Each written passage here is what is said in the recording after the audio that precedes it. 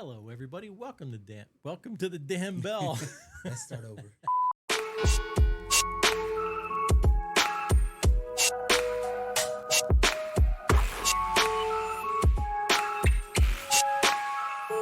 This is Ring the Damn Bell, your weekly shot of Sixers news, stories, and heartbreak. Let's go trust the neighbors.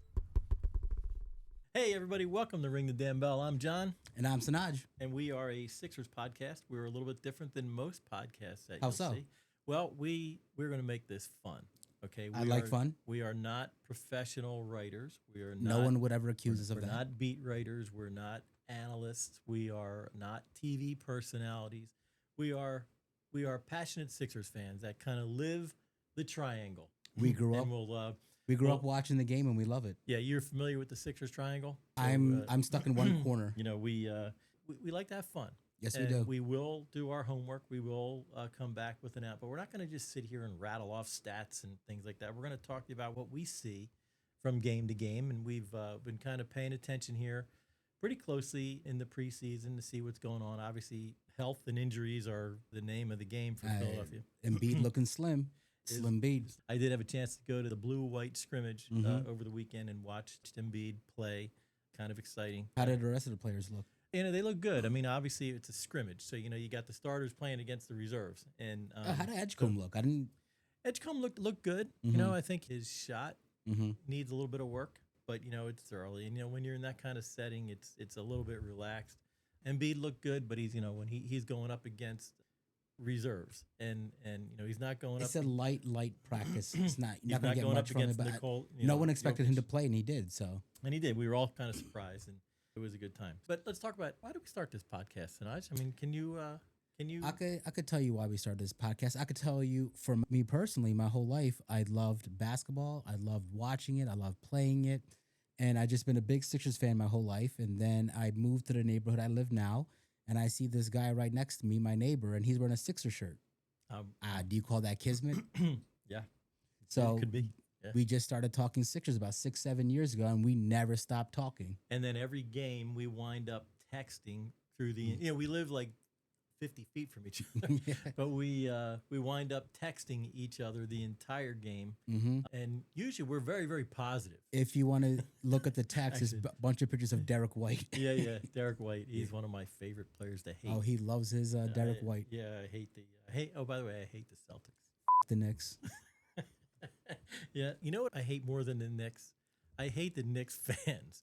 And we were at the playoff game last year, game 2, game 3. It's the game where the Knicks overwhelmed the Wells Mhm. Fargo Center, and Mhm. they had more fans than the Sixers fans. We were sitting, our seats last year were behind the visitors' bench. Right. So we were with But all this these is a Knicks fans. conversation we had before. Who should you really be blaming? Well, The Sixers fans that gave up the tickets. exactly. We were there. Don't Yep. blame me. We were there. It was horrible. You let them come into our house. They're horrible. It's tough. It's We're not easy. going to, you know what? We're not going to gain any Knicks fans. On Listen, this last podcast. year when the Pacers went to the finals and then knocked out, the Knicks didn't make it and the Celtics didn't make it, I was very happy. Yeah. The Sixers sucked, so that's all I had. Nothing makes me happier than watch the Knicks or the Celtics go down. Same there too. But hey, we started this podcast. You know, we really started a few months ago. We were dropping our first episode here today. Mhm. Kind of started with a trip to the practice center Mhm. in Camden. So we've had season tickets now for about 6 years. And actually this year we opted out. Mhm. And I wasn't going to renew our tickets. It was just such a horrible year. Yeah, my wife and I, we love going, but it was a lot of games, a lot of money. And we decided, we're not going to do it. You know, when I did that, got to know our rep pretty well. And I wound up getting a lot of calls Mhm. from my rep about, dropping the tickets. And so Wait. They saw a loss of money, I think that's what it was. No, and all of a sudden they're your best I friend. think they were missing me. Right, but right, yeah, I sure. think It was you, not the money. It wasn't. It had nothing to do with the money. But anyway, they invited us to a kind of intimate setting Mhm. at the practice center. What, maybe 60, 70 people tops? I don't think it's even that many. Yeah, maybe 50. But I think these were all season ticket holders who were opting out. So Mhm. they gave us lunch. They let us shoot around on the court. We got a chance to mess around. The food was good. Food was good, and we got a chance to meet Daryl Morey. We got a chance to actually talk to him and ask him a few questions. And this Mhm. was several months ago, before the start of the season, when nobody knew. Well, Embiid's always a mystery as to what's happening with him. Yep. But we had a chance to have lunch with a rep, sit there, talk. Daryl Morey came out, answered a bunch of questions. Sanaj, Mhm. you asked him a few questions directly, and He responded appropriately, something did. that he knows once you get the money out of your pocket. And once he got the money, he was we're all good. But actually, He- what he said may come true. So He- with Embiid might make an honest man out of him. he Explain, might, John. Embiid Well, may Morey first said at that meeting that to Embiid us will be fans, ready for game one. Well, he didn't say that, but he said things look good. And up until the blue-white scrimmage, I think everything's been shrouded in mystery. Is Embiid going to play? Is Paul George going to play? And what's the status there? And then you get Jared McCain tearing his thumb apart, and it's just been The one player I was really looking forward to watching was Edgecombe and McCain. And of you'll course see- McCain goes down. and McCain will play in a few weeks. But now that Embiid played in the scrimmage, and I listened to Nick Nurse's post-practice press conference yesterday, and the question was asked of him: will Embiid play in Friday night scrimmage, which we are going to? And he said there's a chance. Now I don't know if I think that's a So, good thing or I don't know if I'd want. What him to that play. really is saying is, I don't know. Well, he said there's still some hurdles to cover. We all don't know what that means, but he The looked, hurdles is Embiid's knees. it is well obviously, but he looks great. I mean, I don't think I- I've ever seen him. Is He- very impressed. He looks thin. He was It's moving like well. he's finally taking his diet seriously. It could be. He was moving well.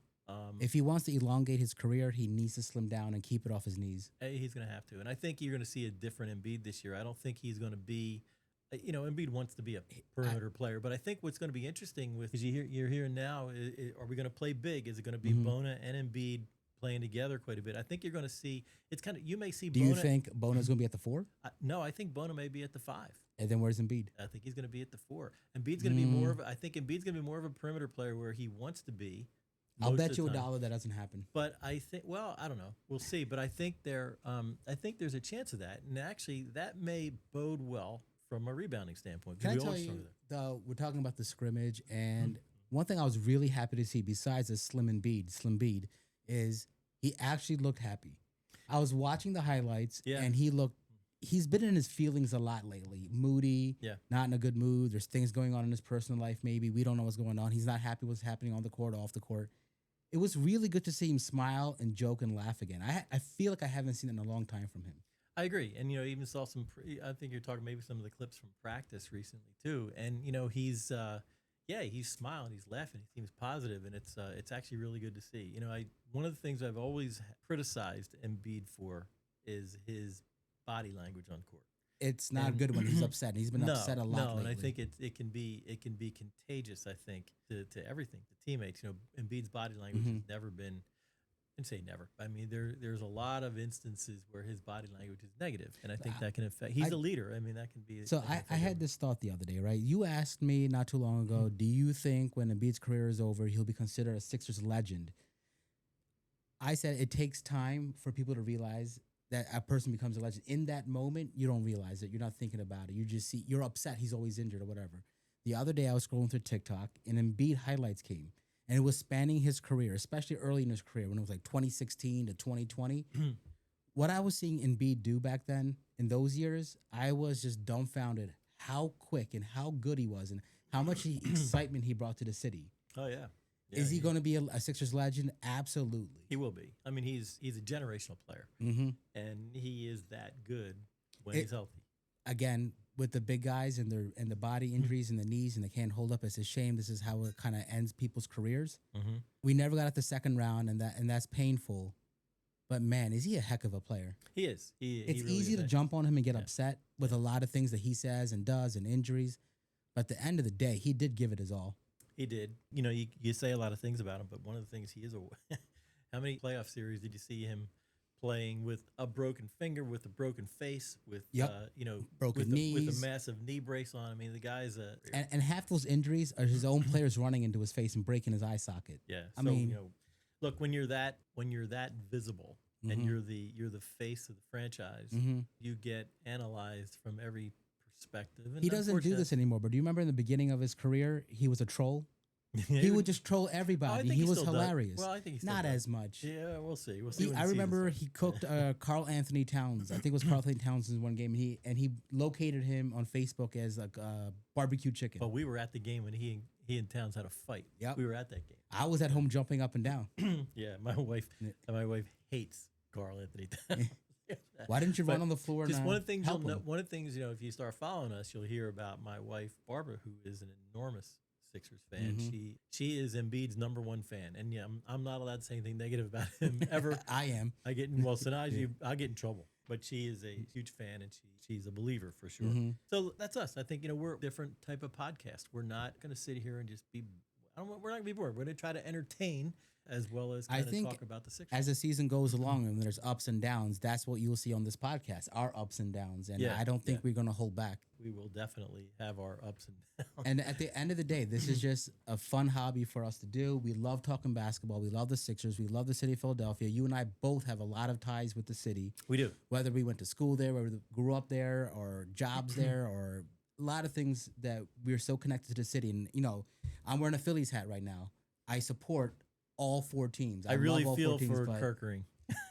I don't. He panicked. My goodness. No, I do. Oh, well, look, I feel bad for him. I watched the 93 Phillies World Series. Mitch Williams got death threats when he gave up that home run to Joe Carter. thing. That broke me. I was in 8th grade maybe, and that broke me. I went to the 80 World Series, so I'm going to date myself now by telling you. Was Schmidt playing? Mike Schmidt played. I saw Steve Carlton pitch game 2 against the Kansas City Royals, 1-4-2. You can go check that. We're not only going to talk Sixers all the time. When something else big happens in Philadelphia, we talk about that too. Oh, we'll talk Eagles' about first loss, we both were cursing and going crazy because that was a horrible ending to the game. Look, Kirkering panicked. He botched the play. Why was his catcher pointing that way? JT Go told him that throw way. to first, and he throws a bullshit throw to home, and JT's not even on the bag, not even on the base. Let me ask you this: did you believe they could beat the Dodgers before the series started? In all honesty, not really. No, I thought I heard the Phillies were playing the Dodgers, and I was like, oh, yeah, look, that's going to be a tough one. Yes, I don't know. I mean, I've been watching a lot of preseason basketball right now, and that's been exciting too. Like every time it gets to October and they start doing the preseason stuff, I get really excited. Like I love basketball. I've been watching it since. My first real remembrance of watching every single game moving forward is Michael Jordan's first championship run against the Lakers. Yeah. That's when I started really watching. Yeah. Well, I go back a little bit further than you. I was an enormous 76ers fan. I remember when they acquired Julius Erving. I mean, how big of a deal that was. I remember from the ABA? The George McGinnis days, and I was a freshman at Drexel University in 1983 when they won the World Series. When they won the championship in '83, and that was a team. Was the city on fire? No, city wasn't on fire, but that's Did you go down to Broad Street? That was the team of Julius Erving, Bobby Jones, all those Steve guys. Mix, Harvey Maurice Catchings, Cheeks. Maurice Cheeks, Andrew Toney, Mark Ivoroni was a starter. Yep. Clint Richardson. I've actually met Clint Richardson, and we got a chance to get a picture with him with the championship banner down. Do you know what my era of Sixers basketball when I first started watching was like? It was horrible. They traded Barkley. We got a bunch of garbage in return, and I watched garbage for years until we got Iverson. It was really bad. It was bad. Yeah. We moved away. My job had taken me kind of around the country. So I kind of fell away from the Sixers for a few years. During the Iverson years, actually, I was kind of living away, so I wasn't following them as closely as I did and do now. Listen to me. I watched the Sixers when Jeff Hornacek and Dana Barros and Jeff Malone were the best players on the team. Talk about a bad era. That was a tough time. Yep. Just come have fun with us. Yeah, come make sure you subscribe. What's the big deal? Just watch. Subscribe, watch us. Every once in a while, we're going to throw out some incentives, if you will. We're not doing this for a living. We're doing it because we have fun. We want you guys to have fun with us. Stop being difficult and just watch. Come on. Just watch us. Come on. Yeah, trust. And you know what? Trust the neighbors. Right? Trust the neighbors. There you go. Trust the neighbors. If you can't trust your neighbors, who can you trust?